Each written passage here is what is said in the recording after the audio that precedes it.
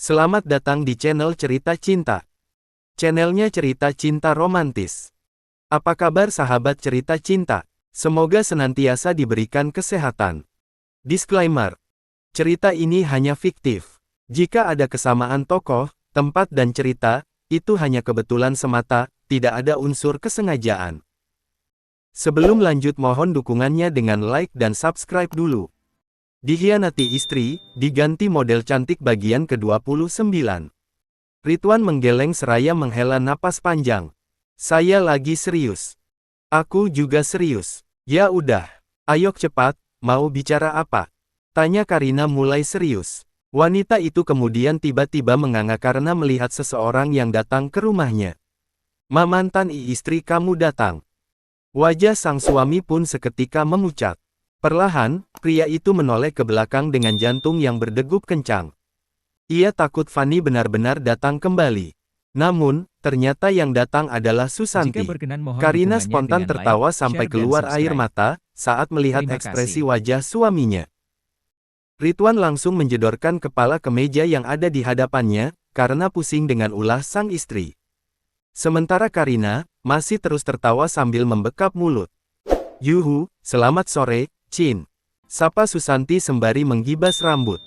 Sore juga, sahut Karina dengan meniru gaya makhluk itu menggibas rambut, padahal sedang memakai hijab. Ridwan berdiri dan berpamitan akan pergi ke toko tanaman hias, lalu pergi ke restoran. Ia menunda perbincangannya dengan sang istri karena ada makhluk gaib muncul. Susanti kagum melihat penampilan Ridwan yang sudah berubah menjadi lebih rapi. Pria itu memakai kemeja coklat dan celana kanvas panjang dengan warna senada.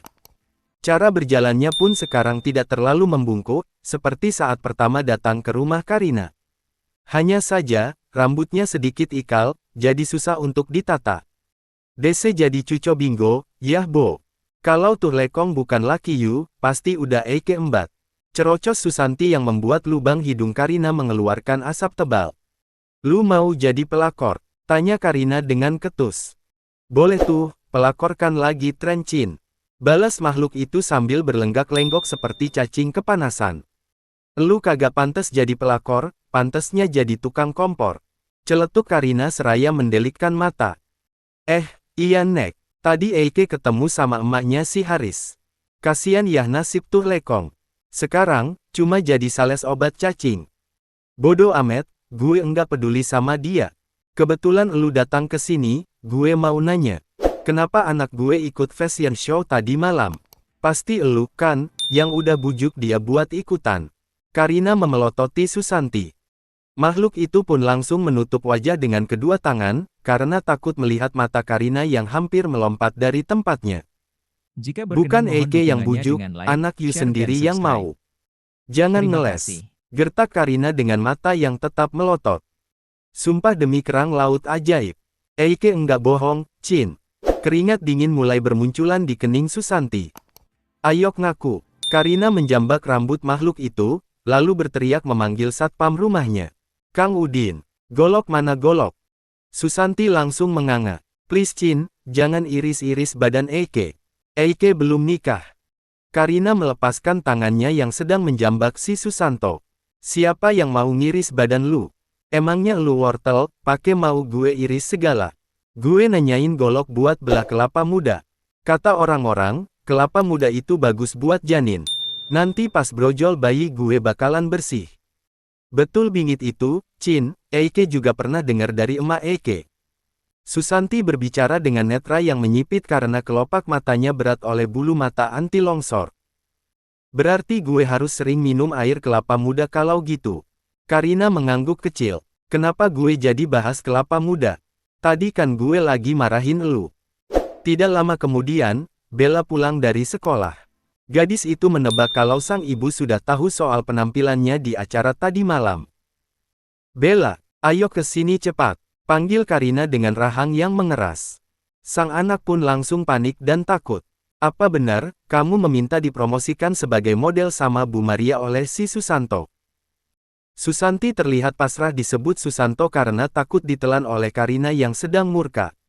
Makhluk itu melirik ke arah Bella, lalu saling mengedip memberi kode untuk bekerja sama meredakan amarah Karina. Iya mam, Tapi apa? Potong sang ibu yang masih emosi.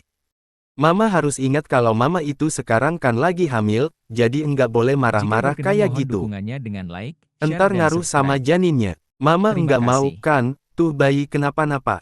Bella senyum-senyum sok imut supaya sang ibu tidak marah lagi. Oh iya benar, nanti janinnya bisa stres ya. Karina mengangguk-nganggukkan kepala. You harus ingat juga Chin, kalau you marah-marah terus seperti itu, nanti wajah you yang cantik and glowing akan cepat keriput kayak nenek gayung. Susanti menimpali. Karina langsung menyentuh wajahnya dan berteriak. Tidak kek. Susanti dan Bella spontan menahan tawa. Kemudian, mereka membawa Karina masuk ke kamar. Setelah itu, memijitinya supaya tidak dimarahi lagi. Bel, kamu ganti baju dulu sana. Abis itu salat, terus makan ya. Titah Karina yang sedang duduk santai. Iya mam. Bella bergegas ke kamarnya, tetapi tidak buru-buru melaksanakan perintah dari sang ibu. Ia malah membuka tas, lalu melihat secuir kertas. Yes, gue diterima daftar ikut lomba merancang baju tema bebas bersama desainer yang sudah punya nama. Gue juga bakal bersaing sama si Amel songong itu. Gue harus bisa mengalahkan dia supaya mama bangga sama gue dan rencana gue berhasil. Chin, minggu depan ada lomba desain baju tema bebas sekreatif mungkin. You kan dulu suka tuh rancang-rancang baju.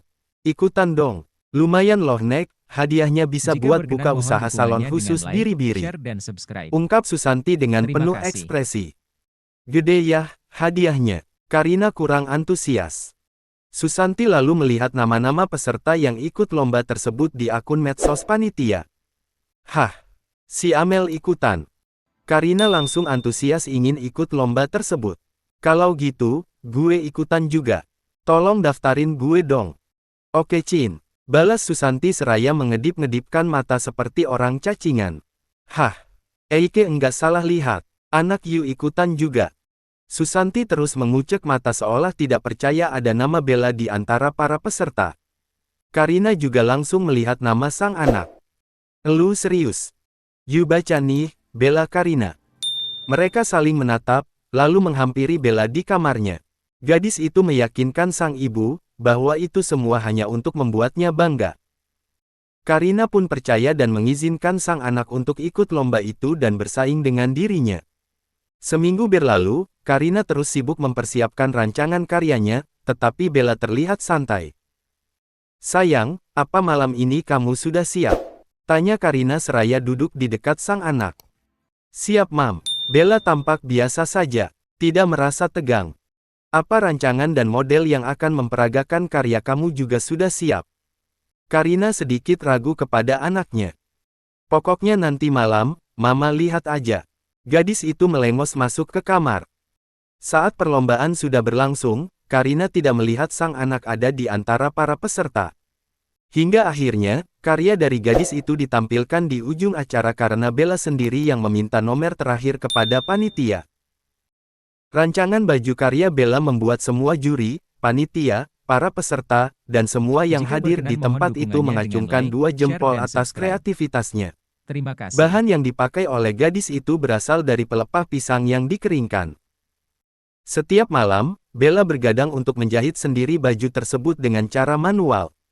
Untuk peragawati dan peragawannya, ia meminta tolong kepada teman-temannya sesama model tanpa dibayar.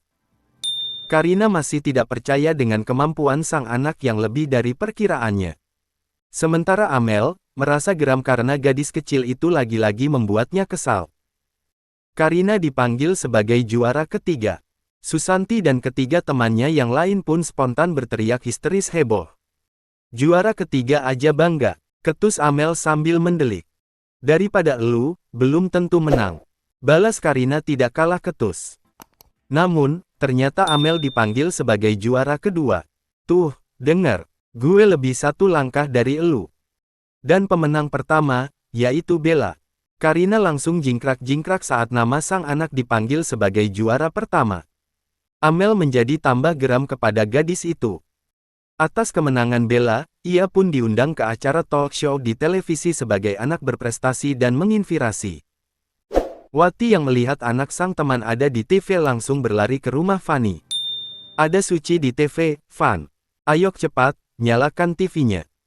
Fanny yang sedang melipat pakaian tersentak kaget karena teriakan Wati, sekaligus juga senang. Jika berkenan Ia mohon langsung dukungannya menyalakan dengan TV like, tabung share, dan 21 subscribe. in model lama miliknya. Terima kasih.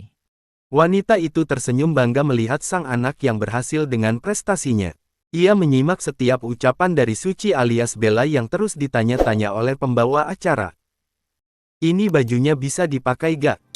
Bisa dong, tapi untuk sehari-hari kurang nyaman. Mencucinya juga harus dengan cara manual atau dilap doang, supaya tidak mudah robek karena bahan baju ini dari pelepah pisang. Bella menjawab dengan santai tanpa rasa grogi. Di balik keberhasilan kamu, pasti ada seseorang yang selalu mendukung dan membuat kamu semangat, kan? Siapa nih orangnya? Ayah kamu, ibu, atau mungkin pacar? Tanya pembawa acara menggoda Bella sambil tertawa. Ibu saya. Kedua ujung bibir gadis remaja itu melengkung ke atas. Fanny dan Wati saling menatap dan tersenyum. Kemudian, kembali menatap layar TV. Karina Syafana. Dialah ibu saya yang selalu ada di samping saya, mendukung dan terus memberi semangat sampai akhirnya saya bisa berhasil seperti ini. Saya sangat menyayangi beliau lebih dari apapun. Jawaban Bella berhasil membuat hati ibu kandungnya terluka. Fanny seakan terhempas dari ketinggian hingga badannya hancur berserakan. Ia mencoba berdiri dan masuk ke kamar. Fan, kamu tidak apa-apa, kan? Wati tidak tega melihat penderitaan sang teman yang sekarang tidak dianggap oleh anak kandungnya sendiri. Tidak sepatah kata pun keluar dari mulut wanita itu. Badan Fanny melemas. Kakinya pun seperti tak menapak di lantai. Bersambung.